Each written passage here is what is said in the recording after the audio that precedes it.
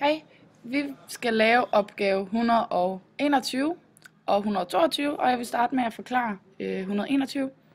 Ja, det er en observation, en grupperet observation, hvor der blev målt højde af piger i 1. G.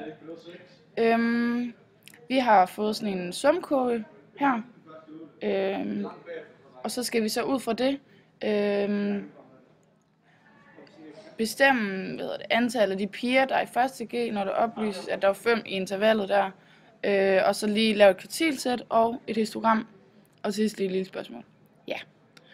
Det vi starter med, det vil vi lave grupperne, intervallerne, og det starter med at være fra 0 til 150 cm, og så stiger det så med 5 cm hver gang, og slutter så på 180 til 85. Ja. Godt. Så,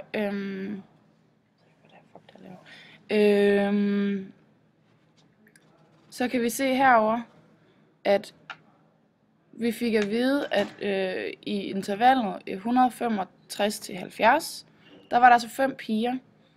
Det vil altså sige, det er, skal vi se, det her interval, altså den her stigning her, det er 5 piger. Det har vi så sat ind her. Det er en værdi, vi kender.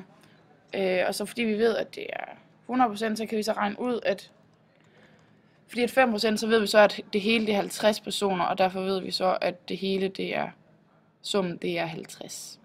Ja. Godt. Så plotter vi resten af tallene ind.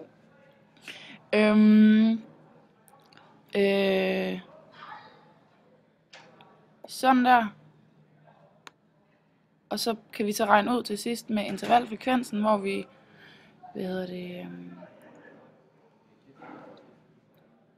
bare gange divideret. Ja. Super. Så har vi den kumulerede frekvens, der plusser vi simpelthen bare procenterne sammen, som vi så bruger hernede i sumkurven, hvor x det er slut intervallet, og y det er den kumulerede frekvens. På den måde så kan vi så nu aflæse kvartilerne, hvor vi så kan aflæse, at den første kvartil, den er 157. Den medianen, eller middelværdien, den er 167. Og den tredje kvartil, der er heroppe, den er 172. At vi får at vide, at 60% kvartilen er 171,5, betyder så, at 60% af pigerne er 171 cm, er 171 cm. De er 171,5 cm eller under. Ja, godt.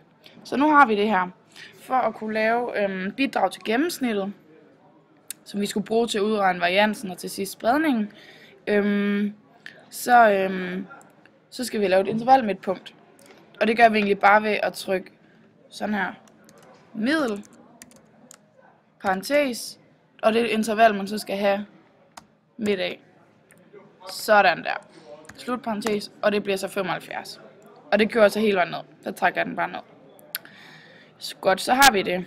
Det er så intervalmidtpunktet. Så bidrag til gennemsnit. Der tager vi simpelthen, skal vi se, den her. Vi tager intervalfrekvensen og gange med intervalmidtpunktet. Og det giver så 0 i første omgang, fordi der ikke er nogen, der er under 150. Og så trækker jeg ned, og til sidst så laver jeg sum den her. Sådan der. Godt. Så kommer vi bidrag til variansen. Ja. Og det er, det vi gjorde der, det var så, se det en lidt længere en, hvor vi først tog intervalfrekvensen og gange med, og så i parentes, så lavede vi, så var det, gennemsnittet, det summerede gennemsnit, minus interval midtpunktet, og så til sidst så slutparentes, og så opløftet i anden.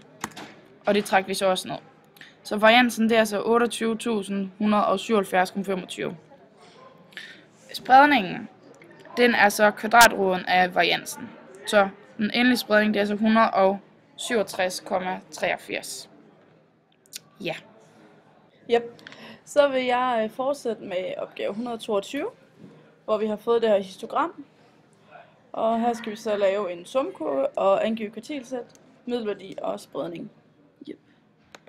Det har vi så gjort her, hvor vi først har sat det ind i et skema og skrevet intervallerne ned. Der er et fra 0 til 60 og 60 til 80 og 80 til 90 osv. Yep. Og så først har vi regnet intervalfrekvensen eller vi har kigget på histogrammet og så fundet intervalfrekvensen.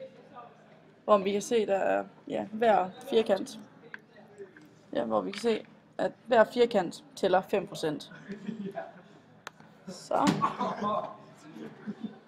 Så ud fra det, der har vi så kunne se, at den første var 5%, 15%, 30%, 25, 20 og 5. Ja. Og så, hvad kan vi så? Så fandt vi kumuleret. Så har vi, Kunne lave sådan en ja. Og så har vi fundet den kumulerede frekvens, så vi kunne lave en sumkurve. Og ja, den kumulerede frekvens, den laver vi simpelthen bare ved at plus tallene sammen. Alle tallene i frekvens. Så har vi en sumkurve, hvor vi på x-værdien har slutværdien i kvartilsæt, i kvartilsættene. Og på y-værdien, der har vi kumuleret frekvens. Ja. Og efter det, så udregner vi intervalmidtpunktet. Og ja. Det er for at kunne regne gennemsnittet. Ja, for at kunne regne gennemsnittet. Yes. Så skal vi lave varians. Og så lavede vi variansen for at kunne regne spredningen ud. Og det gjorde vi ved at sige, at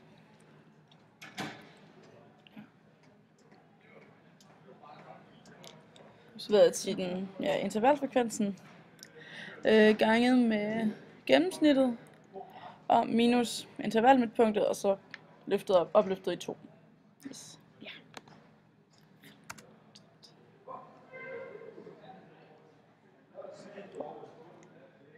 Fejl. For helvede. Nå. Så vil vi gøre sådan noget. Sådan, ja. Nå, det må bare det må vi lige lade være lige kort. Nå. Men så får vi en varians, som vi så ikke lige kan se. Så får vi en variansen, så er det bare kvadratroden. Så fik vi en varians, der er 589,68. Ja. Og så kvadrat. Og så hvis vi skal have spredning, så tager vi kvadratroden af variansen. Yes. Så kvartilsættet. Ja. Bare forklare. Ja, så skulle vi også finde kvartilsættet. Og vi fik en mindste værdi på 0, og et første kvartil på 83, og en median på 90, og tredje kvartil på 110, og en største værdi på 160. Yes.